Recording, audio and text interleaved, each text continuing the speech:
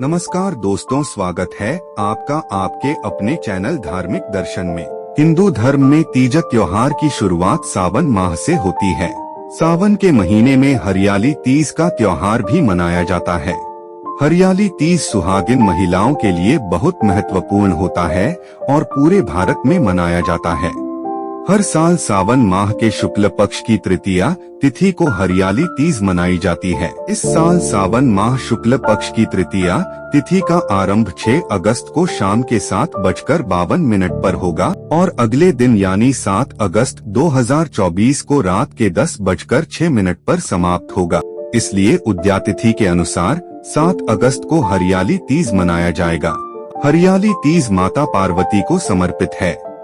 तीज के दिन सुहागिनें निर्जला व्रत करती हैं और 16 श्रृंगार कर भगवान शंकर और माता पार्वती की पूजा करती हैं तथा अपने पति की लंबी उम्र और परिवार के लिए सुख समृद्धि का आशीर्वाद मांगती हैं।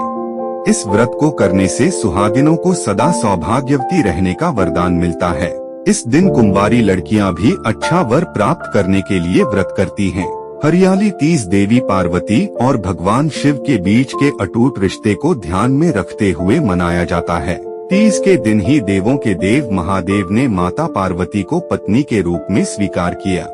इस व्रत को करने से स्त्रियों को मनोवांछित फल मिलता है।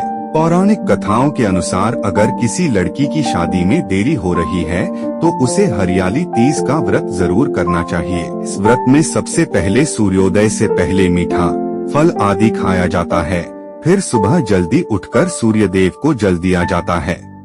व्रत का संकल्प लिया जाता है। फिर मिट्टी से भगवान शिव और माता पार्वती की मूर्ति बनाकर पूजा की जाती है। महिलाएं शिवजी और पार्वती जी की षोडशोपचार पूजा यानी कि 16 प्रकार की सामग्री से पूजा करती हैं। इस दिन व्रत के साथ साथ शाम को व्रत की कथा सुनी जाती है। कथा का श्रवण किए बिना व्रत को अधूरा माना जाता है। हरियाली तीज व्रत की कथा को लेकर ऐसा कहा जाता है कि एक बार महादेव देवी पार्वती को अपने पूर्व जन्म की याद दिलाते हुए उन्हें कहते हैं कि हे पार्वती, तुमने मुझे पति के रूप में पाने के लिए कई वर्षों तक कठोर तप किया। साथ ही तुमने अन्न और जल का भी त्याग करा। चाहे तपती गर्मी हो या भारी सर्दी या फिर हो बरसात, इन सभी मौसम का सामना करते हुए भी तुमने कठोर तप किया। उसके बाद मैं तुम्हें वर के रूप में प्राप्त हुआ। इस कथा को सुनाते हुए भगवान शिव आगे कहते हैं कि पार्वती, एक बार नारद मुनि तुम्हारे घर पधारे थे। तुम्हारे घर जाने के बाद उन्होंने आपके पिताजी से कहा कि मैं विष्णु जी के भेजने पर यहाँ आया हूँ। भगवान विष्णु स्वयं आपकी तेजस्वी कन्या पार्वती से विवाह करना चाहते हैं। ये बात सुनकर पर्वतराज खुश हो गए और उन्होंने शादी के प्रस्ताव को स्वीकार कर लिया। फिर ये खबर जब आपके पिताजी ने तुम्हें बताई तो तुम दुखी हुई। फिर तुमने ये बात अपनी सखी को बताई। तुम्हारी ये गाथा सुनकर उसने तुम्हें घनघोर जंगल में तुम्हें तप करने की सलाह दी। फिर अपनी सखी की बात मानकर तुम मुझे पति के रूप में प्राप्त करने के लिए जंगल में एक गुफा के अंदर रेत की शिवलिंग बनाकर तप करने लगी। इस दौरान तुम्हारे पिता पर्वतराज ने पूरी धरती और पाताल पर तुम्हारी खोज की, लेकिन तुम उन्हें नहीं मिली। दूसरी ओर तुम गुफा में सच्चे मन से तप करने में लगी रहीं। फिर सावन मास की शुक्ल पक्ष की तृतीया तिथि पर प्रसन्न होकर मैंने तुम्हें दर्शन दिए। तुम्हें दर्शन देने के बाद तुम्हारी मनोकामना को पूरा करने का वचन देते हुए तुम्हें पत्नी के रूप में स्वीकार कर लिया।